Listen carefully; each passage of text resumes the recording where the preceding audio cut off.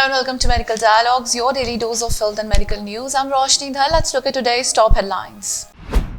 New rule for appointment of MBBS doctors in Punjab, posting at hospitals only after 2-3 years of duty at Mohalla clinic. Instead of government hospitals, the MBBS graduates who will complete their studies in government medical colleges in Punjab will now get posted at the Mohalla clinics.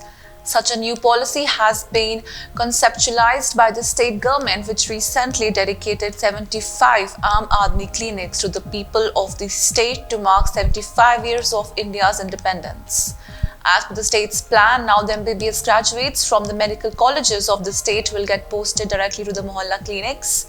After completing a good practice for 2-3 years, these doctors will be sent to big hospitals.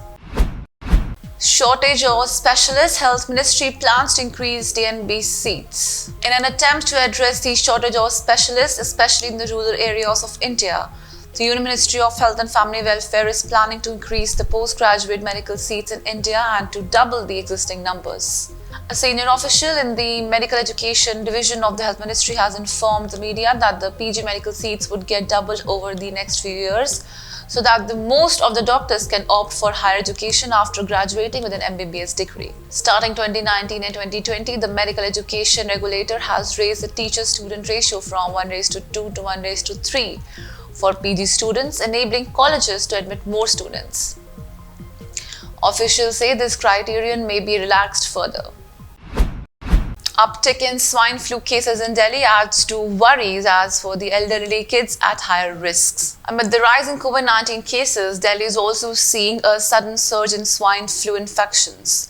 Last week, an AIIMS paramedical first-year student died owing to both the novel coronavirus and swine flu. Dr. Suranjit Chatterjee, senior consultant at Indraprastha Apollo Hospital, said in the past 2 weeks, cases of swine flu had suddenly peaked. The symptoms of H1N1 are similar to COVID-19. So if the COVID tests come negative, we go for H1N1, which is turning positive in many cases. Swine flu can become severe and fatal in high-risk individuals like children, elderly, those with comorbidities, and pregnant women and immunocompromised patients. The precautions that need to be taken are the same as COVID-19.